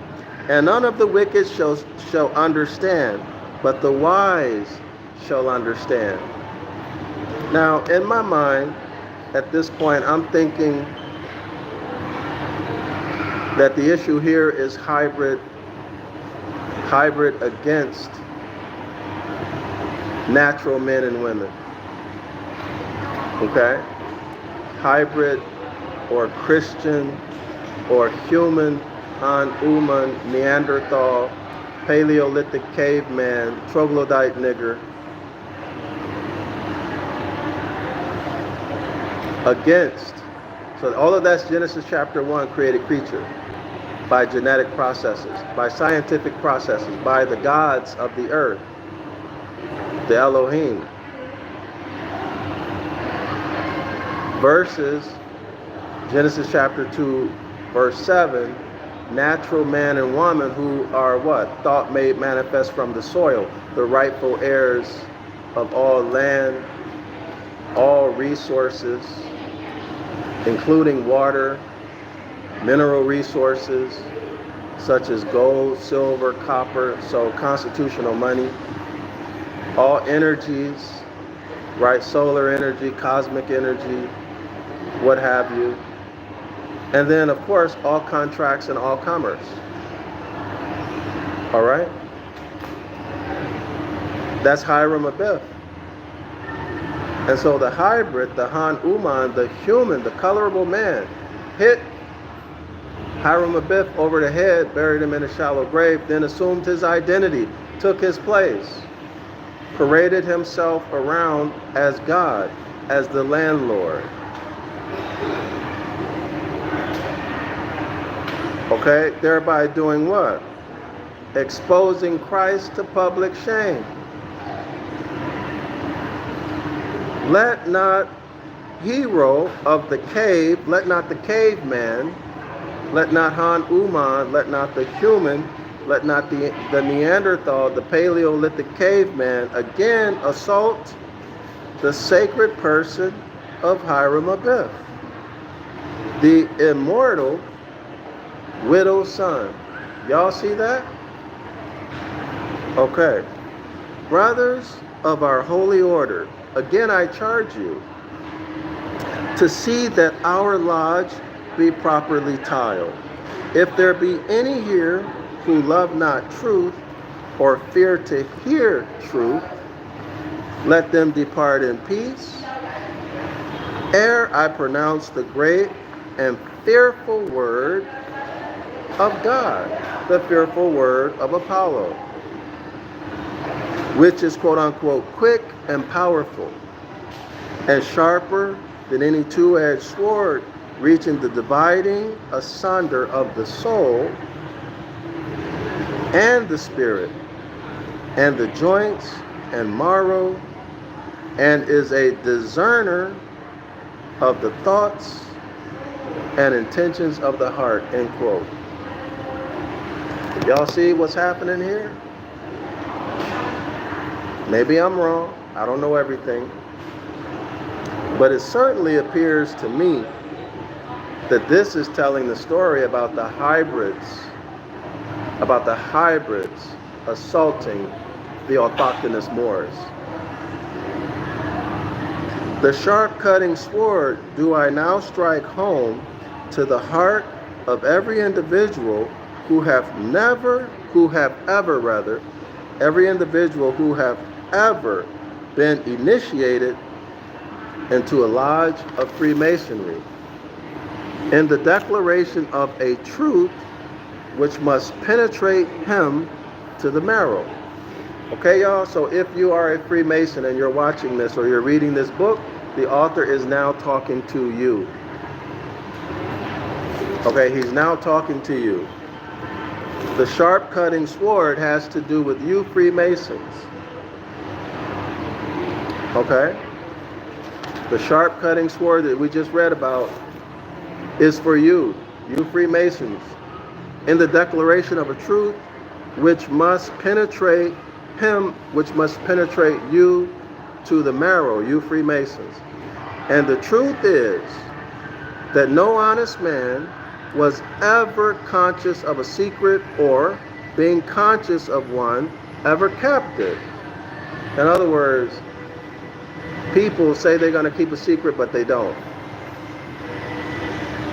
He who would be privy to the concealment of anything which it concerns another, as well as himself, to know is a villain. Y'all got that? Do y'all agree with that? He who would be privy to the concealment of anything which it concerns another, as well as himself, to know is a villain. In other words, you know some things that concern other people. They have a right to know, and you don't tell them. Especially if you are in a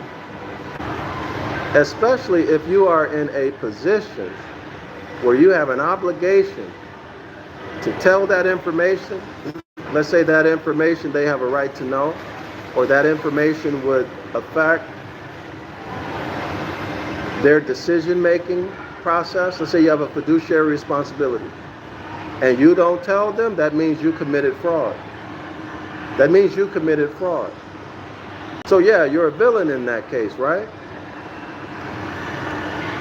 He who by any sort of ceremonies could be bound by others, or imagine that he had bound himself to keep such a secret, do right himself a fool. Now, I agree with the author. I agree with the author 100%.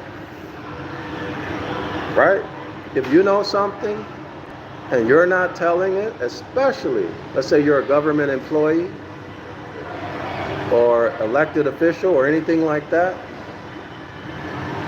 and you don't tell, even if it's a Masonic secret, you committed fraud. I agree with the author, and you're the fool for committing fraud. And though he may have been passed through all the idiot-ish fooleries of the drunken, beastly bacchanals. In other words, this Freemason, although you may have gone through many of the degrees, the rituals where you're getting drunk, drugs, orgies, sex orgies, and all of this, that's what's meant by bacchanal. This is the deity Bacchus, Dionysus, the party god, the god of wine and orgies, who called themselves Masons. He was never a member of the community of rational men who called themselves free. And I agree with that too. How can you be free if you're drinking and drugging? That's not free, right? You're in bondage to your passions. Okay, or let's say you're a sex addict. You know, you're involved in all of these orgies, and that's not free. You're in bondage to your sexual passions. The very signs and symbols, the winks and grips, passwords and ceremonies by which he has been fooled into the conceit. Okay, you think you're better than other people because you're doing these rituals, you know the password, you're a Freemason. He's saying you're stupid if you think that you're better than somebody else because of that. Or because you got secrets that other people don't know? That he hath been let into the secret are the proof and demonstration that he hath been shut out of it. The secret, or as the word originally meant, the sacred. Oh wow, so the secret really is sacred. Secret is a corruption of sacred. All right? So the secret, or as the word originally meant, the sacred of Freemasonry was in its intention only sacred and secret from the natural and insuperable difficulty of communicating the great truths of astronomical science to the vulgar mind, and of preserving records of the great phenomena of nature, which only the very few of mankind in their infant emergence out of barbarism had leisure to observe or ingenuity to record. Y'all hear, he just said a whole lot. Secret is sacred. The original meaning of secret is sacred. The sacred knowledge of nature. The sacred knowledge of nature is what? Astrology, astronomy, cosmology. The observation and study of natural phenomena was corrupted into an abstract concept or idea, notion, that they renamed a secret. Wow. For me, this is the most powerful thing that I've read today, or over the last several videos. Y'all know why? Y'all know why? Because it simplifies everything. It simplifies everything. Freemasonry is nothing more than the study of nature. All of these gods, these were throw-ins, add-ins. These are corruptions. In other words, these are excuses to party, excuses to do certain rituals, rites, and ceremonies where you can party, do drugs, drink excessively, and have orgies. Just excuses to party. And then call yourself free when you're nothing but a bunch of addicts. Addicts, drugs, alcohol, and sex. And we sprinkle in these gods, right? Sprinkle in Apollo, sprinkle in Zeus, sprinkle in Dionysus, sprinkle in the Eleusinian mysteries, sprinkle in all of this other stuff. Judaism, sprinkle in Christianity. Corrupt Freemasonry. And then remix the natural phenomena into a secret. Sacred. The remix is secret. So what's sacred? Natural phenomena. Who are the gods? Who are the lords of the land? Who are the rightful heirs? Who are the landlords? The autochthonous Moors. Genesis chapter 2, verse 7. Those who from thought manifest from the soil. Sacred. The sacred Hermetic laws. The sacred astronomy and astrology. The sacred natural phenomena. Simple. Everybody can relate to it. Everybody can look outside and see it It's concrete. Everybody can hear it. We can touch it. We can smell it, right? We can taste it. We taste the food. There's nothing hidden. It's right there in your face. Without the sunlight, nothing grows and you can't see. Right? Without the wind, without those holy gusts of wind, without the Holy Ghost, the temperature in your neighborhood wouldn't be so comfortable. But that holy gust of wind balances out the temperature. It makes water evaporate so that there's no standing water where bacteria and fungus and parasites can build up and make everybody and everything sick. See, those holy gusts of wind, right? The vegetation, the farming, the fruits, the vegetables, okay?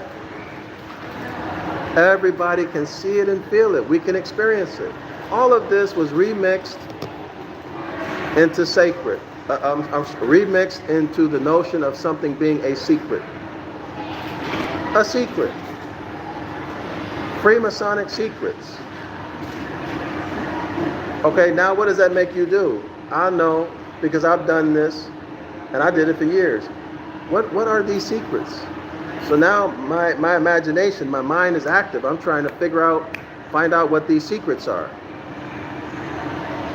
Y'all see the danger in that? See the danger in that? When nature presents things to us, obviously, boom, right in your face. Concretely. So let the lesson be learned. Let the lesson be learned.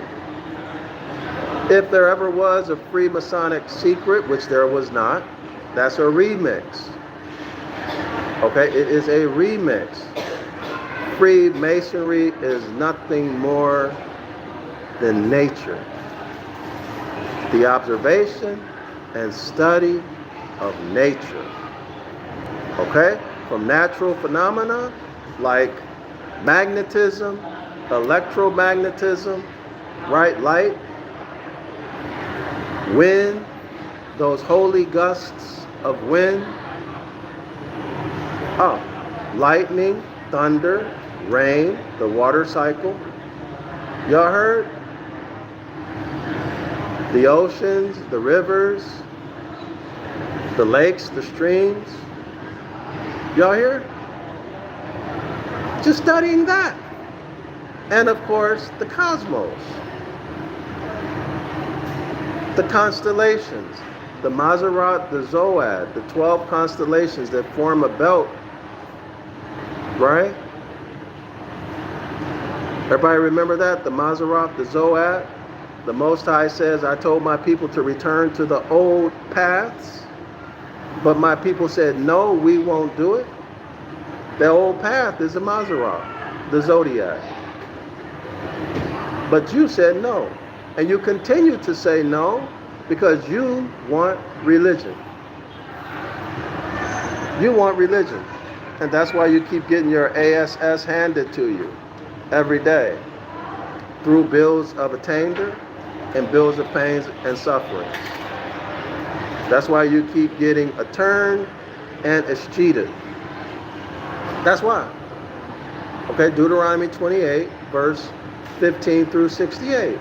And then when Hiram Abiff rises from his shallow grave, then those Freemasons are obligated to help you. Now you're standing at the door and you're about to enter into Deuteronomy 28, 1 through 14, which are the blessings, which is the return or the restoration of your birthright. Correlate that to Deuteronomy 29 and 30. Okay? You're your own savior. Nobody else is going to save you.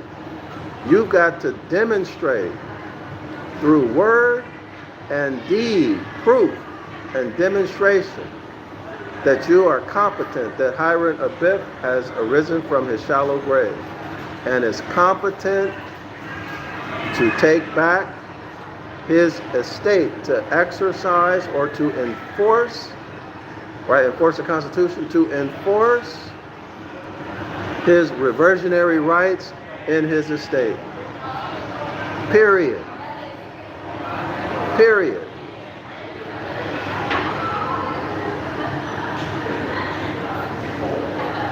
The secret, or as the world originally meant, the sacred of Freemasonry, was in its intention only sacred and secret from the natural and insuperable difficulty of communicating the great truths of astronomical science. Y'all got that? Astronomical science. That's astronomy, astrology. To the vulgar mind. In other words, the author is saying here that these are difficult subjects to learn. For example, let's say astrophysics, physics, astronomy, astrology.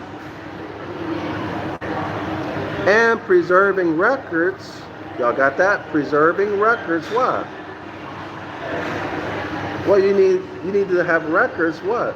Records as government. But also you need something to examine so you can determine whether or not to give it your full faith and credit. Is this credible? Should I rely on it? Okay?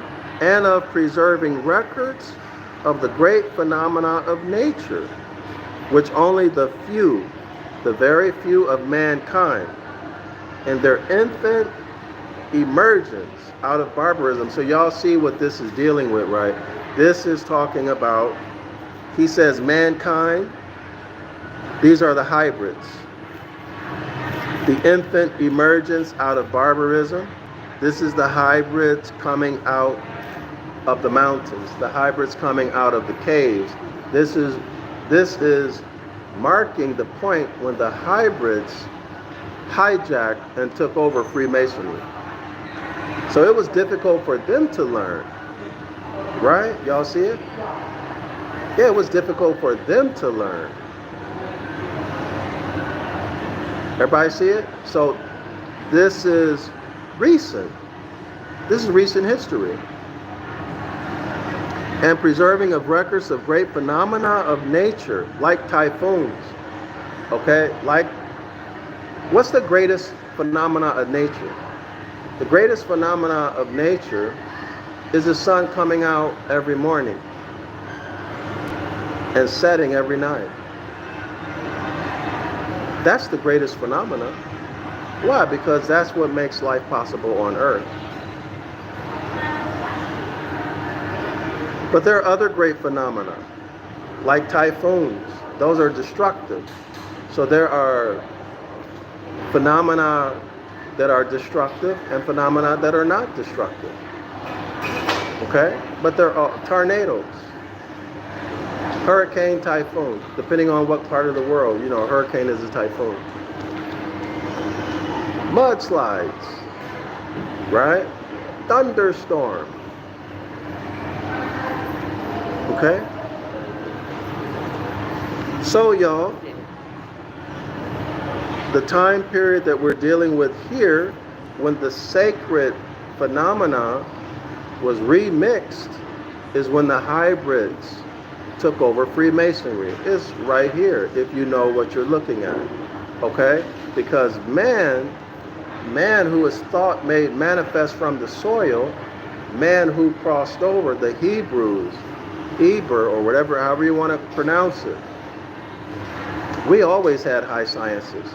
We came, everything was, as it were, set out at its highest height. Okay, at its highest height. We were never low. We were never barbarians. Okay, and that's just a fact. The historical record even shows that. Okay, anyway, And these were not secret nor sacred any further or in any other sense than the science of geometry or navigation are secret or sacred from those who know nothing about them. Okay, y'all? This is very simple, elementary. All the mystery and allegory grew out of the necessity of using symbols and characters by which the well-skilled in these sciences might communicate with each other, but which the ignorant and foolish multitude run away with, as the ultimate scope and intention of all that could ever have been intended. Now, I'm going to have to think about that because I'm not too sure if I agree with that. What he's saying, for example, when you're a scientist, we write, the way we write is different than the way people who are not scientists write. So, for example, we might write a mathematical equation. Or let's say a medical doctor, we might write up a differential diagnosis. Common people are not going to say that. We abbreviate. For example, HX is history. We have certain ways we abbreviate that the common people won't understand. And when they look at that, it looks complicated, but it is actually meant to make it simpler, more easy, and faster so you can read through it, right? Same thing is with mathematical equations. Makes it easier to read it, so you don't have to sit there and write everything out, right?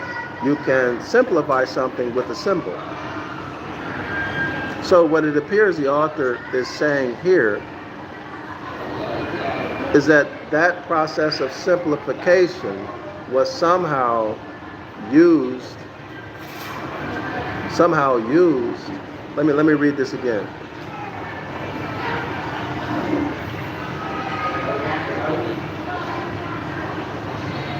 Was somehow used to bewitch people. That's the word I'm looking for. Was somehow used to bewitch people.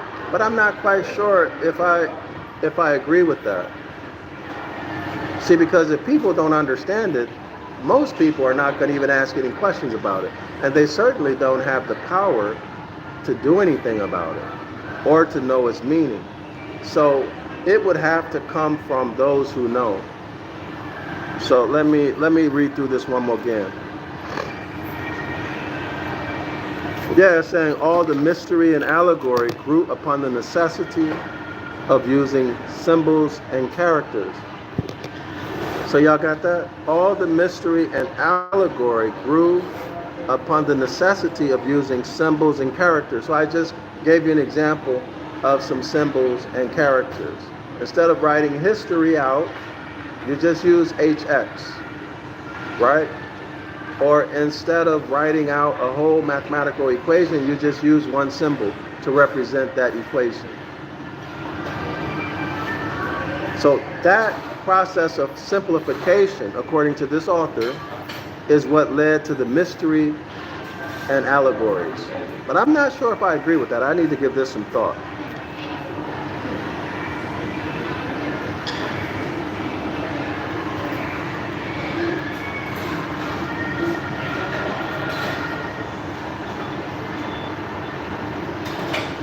Yeah, see, so he's blaming it on the ignorant people. He says, so the scientists use these abbreviations to communicate more effectively with each other, and I agree with that. What I don't agree with is this, but which the ignorant and foolish multitude, that's the common people who don't know anything about this, the students, run away with. In other words, they look at that, wow, what does that mean? And then they go off, they take it to the extreme. That doesn't make sense to me. I don't agree with that. As the ultimate scope and intention of all that could ever have been intended. As the ultimate scope and intention of all that could have ever been intended. And as the dunces and fools were infinitely the majority, the wise and intelligent found their machinery taken out of their own hands and were not allowed to rectify the error of general ignorance, nor to explain their own meaning. So what it looks like he's saying is that of the ignorant or of the students or both, right? Because you can be ignorant and a student, and ignorant and not a student, right? Ignorant meaning you just don't know. So if you're a student, you're learning. But in my experience in life, I've never experienced a student taking something that they don't understand, or symbols and characters, and making it into something else. I've never experienced that. And I have a terminal degree.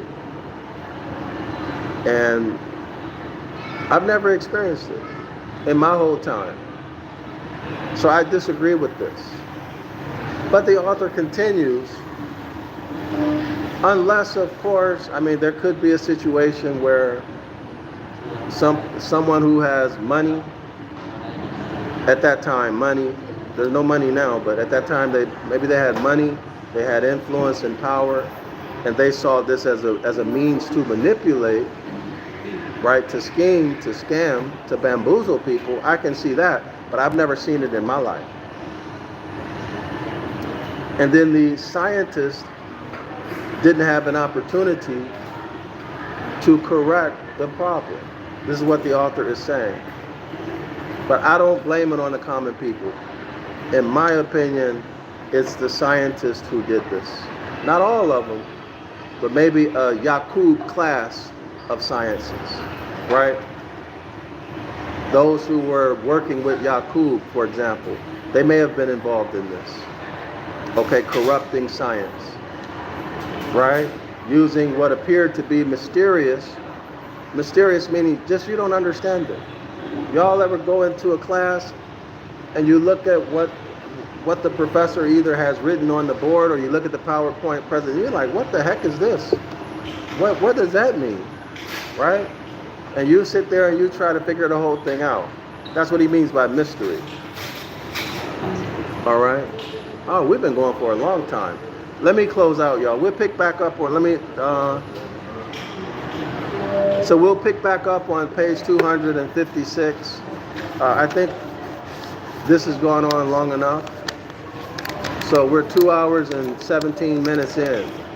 Almost 2 hours and 18 minutes in. So we'll pick back up, y'all. Thanks for supporting my work, especially those, and I need more support, y'all, for the project to write the Book of the Law in Ancient Ibaryath and Modern English, to show you the astrology, the astronomy, the natural phenomena, everything that the author is talking about. To show you this in the Book of the Law. To write it in simple English so you can see for yourself. To remove the Jeremiah 88 occurrences, that means remove the lies, remove the intentional deceit, and remove whatever errors there might be, so that you can see the nature and the science in the Book of the Law. Also the constitutional principles and so much more. So if y'all want to support that, I hope y'all want to support it. If you like what I'm doing, my teaching style, if you like the information that you're learning, etc., I do appreciate all your support. Let me say thank you to everyone who has subscribed to the 101 Ancient Ibaryath course. That's my online streaming course. And thanks to everyone who are buying my books. I got links to my books in the description area of this video. So much appreciation. Thanks, y'all. Thanks for all of the support. I'm Dr. Yasafa from Zion Law School. And y'all remember Zion? Y'all remember the meaning of Zion that we got from this book? I really like it. Let me see if I can find it quickly.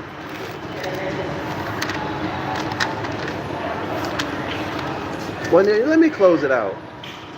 We'll do that again. Islam to all the Moors and Shalom.